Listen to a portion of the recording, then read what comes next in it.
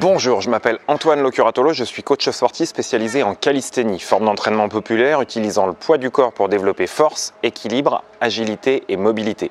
Dans cette vidéo aujourd'hui, je te propose de découvrir comment construire une séance d'entraînement efficace, que tu sois d'un niveau débutant ou d'un niveau confirmé. Pour progresser et développer tes qualités physiques, il faut stresser ton organisme pour déclencher des processus d'adaptation. Si tes séances d'entraînement sont trop faciles pour toi, tu seras en sous-entraînement et il n'y aura pas de progrès visible. Au contraire, si tes séances d'entraînement sont trop intenses, tu risques le surentraînement et ce sera contre-productif. Pour une progression efficace, il est important d'être à l'écoute de ton corps pour réduire au maximum le risque de blessure et profiter pleinement des bienfaits de tes entraînements. Une séance d'entraînement comprend plusieurs phases et comme pour le tiercé, elle rapporte toujours moins si elles sont dans le désordre.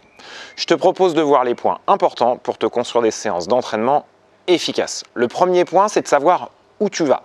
Je suis toujours effaré de voir des pratiquants qui débutent leur séance les mains dans les poches sans vraiment trop savoir ce qu'ils vont faire. Il est important de définir un ou plusieurs objectifs clairs pour ta séance d'entraînement.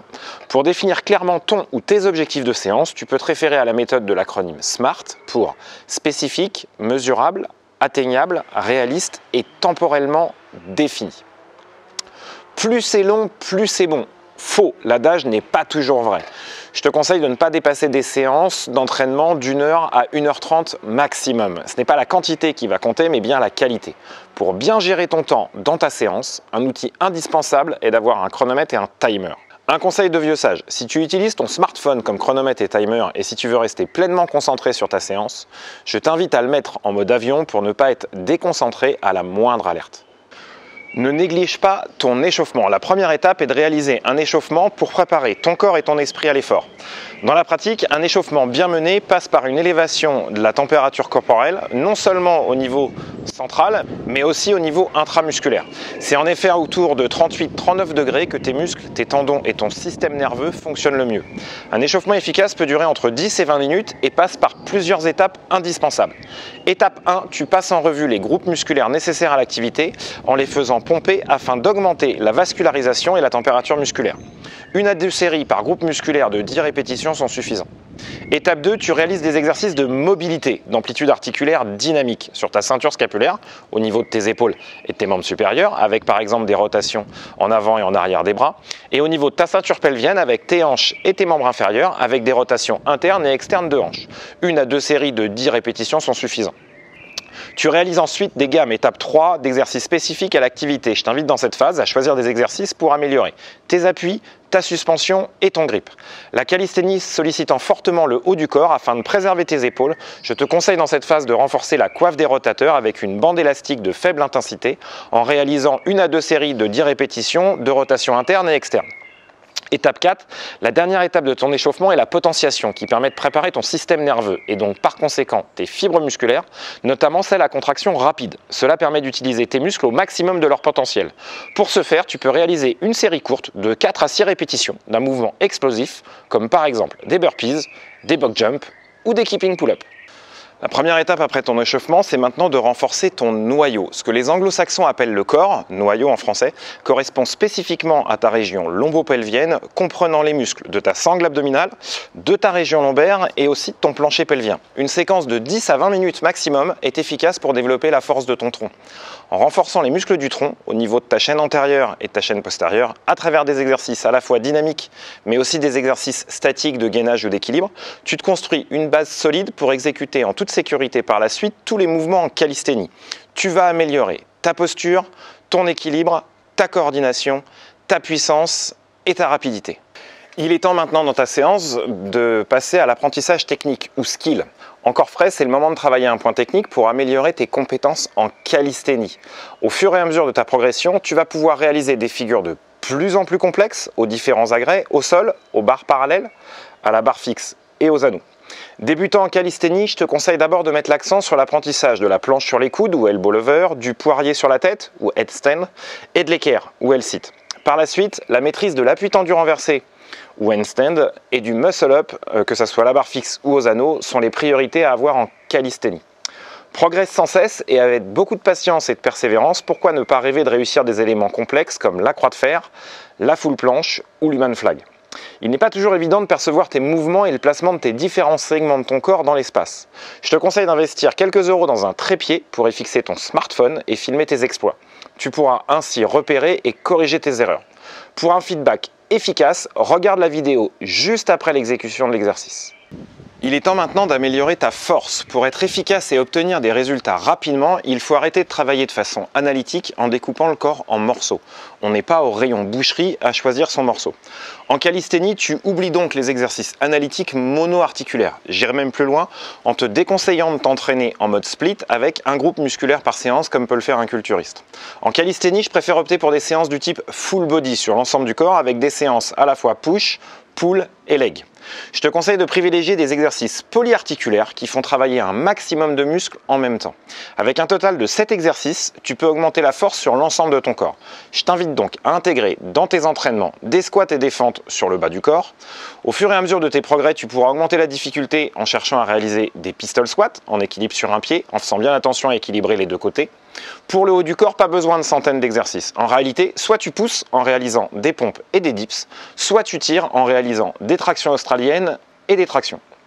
Une fois que tu te seras construit une base solide sur ces mouvements, tu pourras monter la barre d'un cran et passer au niveau supérieur, en intégrant le muscle-up et les handstand push-up ou pompes à l'équilibre dans tes entraînements. J'ai plus qu'à te souhaiter que la force soit avec toi. Pour augmenter progressivement la difficulté des exercices, tu as plusieurs possibilités. Tu peux jouer sur plusieurs paramètres. Déjà, en fonction de ton niveau, choisis des exercices adaptés à tes capacités et augmente progressivement la difficulté. Tu peux diminuer la difficulté si nécessaire, en allégeant par exemple le poids de ton corps avec une bande élastique. Tu peux au contraire augmenter la difficulté d'un exercice en utilisant par exemple une bande élastique, cette fois en résistance. Tu peux aussi investir dans un gilet lesté. Pour quelques dizaines d'euros, tu trouveras des modèles où il est possible de faire varier la charge. Un gilet lesté allant jusqu'à 10 kg sera largement suffisant et te laisse une grande marge de progression. Attention, tous les modèles ne sont pas forcément confortables à utiliser en calisthénie. Il faut vérifier que tes épaules soient bien dégagées pour ne pas entraver le mouvement et que le gilet soit bien plaqué près du corps pour éviter qu'il bouge, quelle que soit ta position dans l'espace. En calisthénie, il est indispensable d'améliorer ta mobilité pour mieux bouger. La mobilité est une approche du corps entier basée sur le mouvement qui va améliorer ta capacité à bouger correctement et devenir efficient pour la performance. Tu améliores ta capacité à te placer dans une bonne position, tu optimises le mouvement et tu réduis au maximum, voire élimines les risques de douleur ou de blessure. Étape 1, tu testes ta mobilité avec des tests simples de terrain. Étape 2, tu éradiques la douleur grâce à des automassages pour relâcher les tissus mous avec 30 secondes à 1 minute de massage sur un groupe musculaire. Étape 3, tu récupères une mobilité minimum, tu gagnes en amplitude en déformant les structures par allongement à l'aide de techniques d'étirement. Maximum 2 minutes par groupe musculaire. Puis étape 4, tu vas recontextualiser en développant la force des chaînes musculaires, en transférant le gain de mobilité dans le mouvement. Et étape 5, avec une mise en charge à l'entraînement avec des exercices au poids du corps, tu réalises des exercices avec la plus grande amplitude possible. Ici, tu ne cherches pas à gagner en force. Tu exécutes le mouvement correctement, sans compensation posturale. On arrive sur la fin de la séance. Tu te rapproches de ta fin de séance et tu tiens encore debout, tu en veux encore, tu es un peu maso sur les bords. Je te propose de lancer un dé et de réaliser le défi qui t'est proposé. Si tu tombes sur 1, tu maintiens le plus longtemps possible la position de chaise contre le mur. Si tu tombes sur 2, tu réalises un maximum de pompes sans t'arrêter. Si tu tombes sur 3, tu réalises un maximum de burpees sans t'arrêter. Si tu tombes sur 4, tu maintiens le plus longtemps possible en traction le menton au-dessus de la barre ou des anneaux, que ce soit en chin-up ou en pull-up, pronation ou supination au niveau de la prise de tes mains. Si tu tombes sur 5, tu maintiens le plus longtemps possible la position de planche en appui sur tes pieds et tes avant-bras. Et si tu tombes sur 6, tu es sauvé, c'est l'heure de la douche, la torture sera pour une prochaine séance. On arrive à la fin de la séance. Il est indispensable que tu ne négliges pas ton retour au calme. En effet, l'entraînement est indissociable de l'état de fatigue. C'est un phénomène physiologique normal qui entraîne une diminution des forces de ton organisme. L'entraînement est un stress qui va s'exercer à différents niveaux et sur différents systèmes énergétiques, cardio-respiratoires, musculo-tendineux, ostéo-articulaires, endocriniens, cognitifs. Les délais de récupération varient en fonction de l'intensité de l'effort de ta séance. Une fatigue prolongée peut avoir des effets négatifs sur tes performances. Elle peut même être la cause d'accidents, de blessures ou de chutes. Pour récupérer efficacement, la première étape est de bien gérer tes temps de récupération au sein même de ta séance d'entraînement, entre les exercices et entre les séries.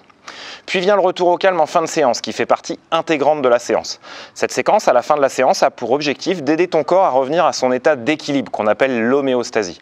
Elle diminue les tensions et détend tes muscles. Elle permet de réduire les courbatures, mais aussi d'assurer une relaxation mentale. Des étirements passifs statiques modérés diminuent la contrainte articulaire en favorisant l'extensibilité musculaire et en diminuant la viscoélasticité des groupes musculaires étirés. Les étirements vont agir sur ta sensation de bien-être, vont soulager la douleur et vont participer au retour au calme. La position d'étirement proche de l'amplitude maximale va être maintenue 15 à 30 secondes maximum, 1 à 2 répétitions par groupe musculaire qui ne doivent pas être successives. Tu peux aussi utiliser différentes stratégies post-entraînement entre les séances, juste après l'entraînement, le jour même ou les jours suivants, pour faciliter et améliorer la récupération entre les séances. Tu viens de voir à travers cette vidéo quelles sont les étapes importantes pour te construire une séance d'entraînement efficace en calisthénie. Je t'encourage à appliquer ces grands principes dans tes entraînements et à partager ton expérience dans les commentaires. Si tu souhaites continuer de t'entraîner en toute liberté et de progresser sans cesse en calisthénie, je t'invite, si ce n'est pas déjà fait, à t'abonner sur ma chaîne YouTube. J'ai plus qu'à te souhaiter de bonnes courbatures. On se retrouve dans une prochaine vidéo. Ciao, bye bye!